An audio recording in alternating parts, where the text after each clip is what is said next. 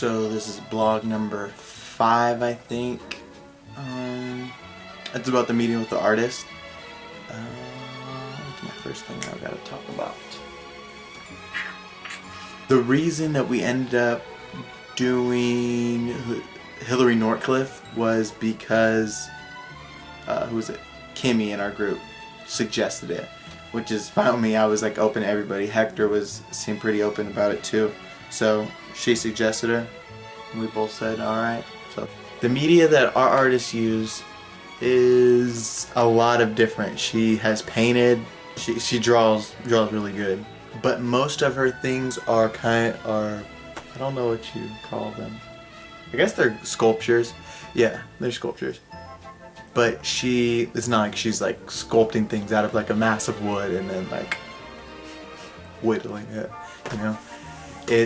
She finds old objects. I don't want to say old. She finds objects just that maybe have been trashed, or maybe it's still being used, but she uses them in different ways. Ordinary objects in different ways. So a lot of her stuff, like my favorite one of hers was, I think it's called Habitat and Eggshells.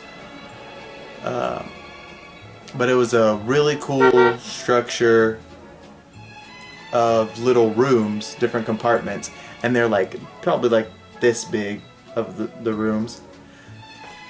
But on the inside, she had them totally decorated as if like they were like really cool themed rooms. So the question was, what is their work like aesthetically? To me, most of it is just, I don't know, really, it's really cool because you look at her stuff and you think like, oh wow, I didn't think that it could look like that. I didn't think something so simple could be cool looking. Like she has one where it's just a little like, I don't know, 5-gallon, I guess. Not 5-gallon, that's too many. Maybe 2-gallon jug of Alhambra, you know, with the little spout that you pull out as water. She has one of those, but she has an X-Acto blade to carve out like a lot of it, so it's like a cool design. And so to me, like, it just looks really cool, and you would never think like, oh, you can make a freaking water jug look like a really good piece of art, not just like a. I guess you could always say a water jug is art. You could just put it there and say, think about it. How does that jug make you feel? But like, she made it actually cool to look at. And studio visit was surprisingly comfortable after a while. At first, it was kind of weird because we went to her house, so I don't know, I just kind of felt like we were invading her space, because like when you walk in, it's like all her stuff, like she has clothes on the couch or something. Like it just felt kind of a little weird. But after we got to talking with her a little bit, she was like super nice, super cool, so it kind of like put me at ease that like we weren't so intrusive, I guess. But anyway, the art itself, it was cool that her house was her art gallery. Like everything that I saw on the internet, on the research, was basically put up somewhere in her house. She likes to be surrounded by her art. She doesn't try to distinguish between her home and her art.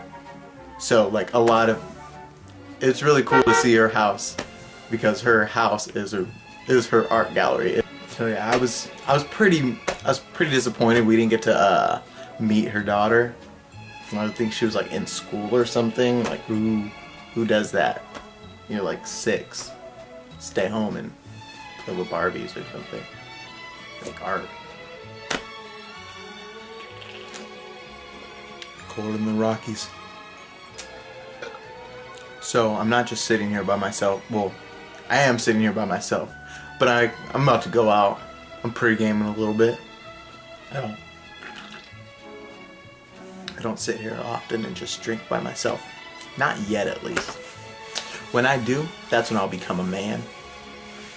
what did I learn about my artist? What I learned was, I guess, very quick bio, since that's not the really important stuff, but it kind of shapes a person, so it's kind of important. Born in London, she said. Moved to Canada, lived there most of her life. That's where she got her bachelor's in psychology. Then moved here with a husband, I think, and ended up trying art. Really liked it. They had kids somewhere in between there. They're separated now, divorced. Yeah, that's about it. If you were to sum up what she likes to do, she says she likes to play with space. So, whatever that means. So, play with space. So I think she likes to, whether it's 2D space, 3D space, she just likes the creation part of art, which I'm sure all artists do, but like, that's how she described it, which I thought sounded cool. It was a different thing different than I've ever heard, at least. See, I've brought this up so much, but I feel like the only thing I learned about art from the visit was that it can also be a bonding tool between a parent and a kid, or not necessarily just parents and kids, but just people like collaborating on art kind of will be a pretty good way of bonding, get to know someone, just building memories with someone. What did I learn about myself? I guess the only thing I really learned was I really want a daughter to do art with.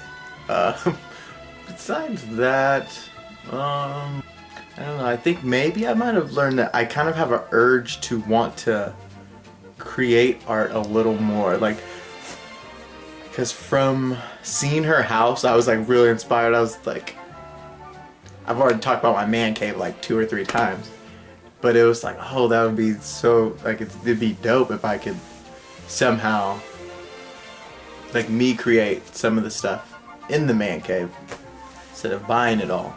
But there's some stuff I just want to buy, like a 60-inch TV. I'm just buying that. I don't really want to make that. And so for the VR installation, some of the stuff that we went over were, so like I said, she had a shack, like a laundry shack. So we were just kind of discussing what we would have as like our actual gallery, you know, as the building to the gallery, or if we were actually gonna have a building at all. But it seemed kind of convenient that she had the art shack already that held art, so we're thinking maybe our gallery could be the laundry shack. Oh, we saw when we walked in the house, her daughter had like a piece of the floor covered in candy. I think it was a piece of art she was still working on, but so we thought like maybe we'd have a candy floor to our gallery. So it was just some stuff like that.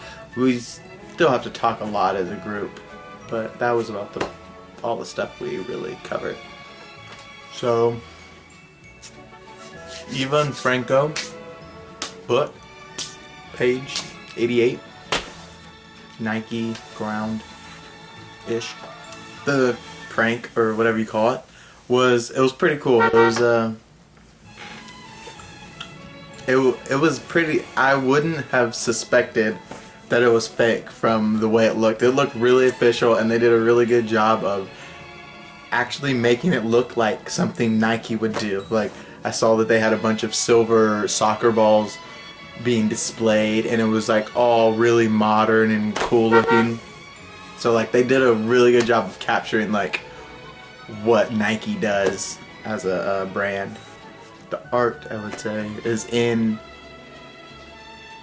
the reaction of the people, because it was done to get a reaction. So it's in the reaction of the people, and the reaction at first when I was reading it surprised me, because I'm obviously reading this from a academic point of view, so I'm automatically looking for stuff. So the people in the square from Italy didn't really oppose it much. They were maybe a little bit upset, but like kind of whatever about it.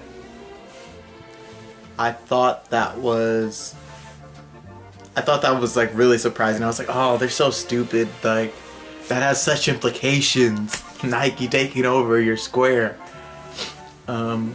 I was thinking like the first implication is like it's taking with the huge Nike swoosh, and I thought like that's gonna take the history away from your place, like your little square.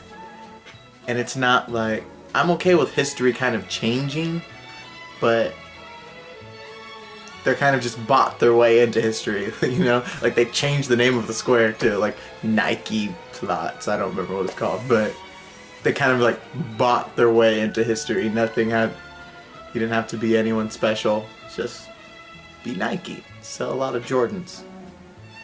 And then my second thing was, I was thinking, see, I was kind of vague in what the Nike takeover was, I guess because it wasn't a real takeover, but I wasn't sure if they were going to own that ground. I thought it was going to take away from like the freedom of people to do what they want, I guess, in that area. Like, I guess it's probably never happened, but if Adidas wanted to go sell some stuff on the corner, have like some kind of cool alley or whatever, or any other brand for that matter, but I don't know what's big in Italy. Suits, Italian suits. So if someone else wanted to either sell stuff or raise awareness to something, it has to be something that Nike is invested in or interested in, because they have control of that. Like, they control an area, you know. So like I said, I thought to myself, like, those people are stupid. And not in a racist way like Italians are stupid, but just like those people that were there and didn't really care. I thought that was stupid. And then I really thought about how if, I don't know, Nike took over a place around here, and honestly I thought, and they were gonna put a big swoosh, I'd be like, it's kind of dope. That swoosh was pretty big and it looked cool. So you don't really think of the implications normally, and maybe that's part of what the piece is trying to do is, hey, you don't realize what implications it has. You should probably think about stuff more. Hey, just think once in a while. I'd have just been thinking like, oh, whatever, it's stupid of them, like spending a lot on that advertisement. Probably cost them a lot of money for something that doesn't really work.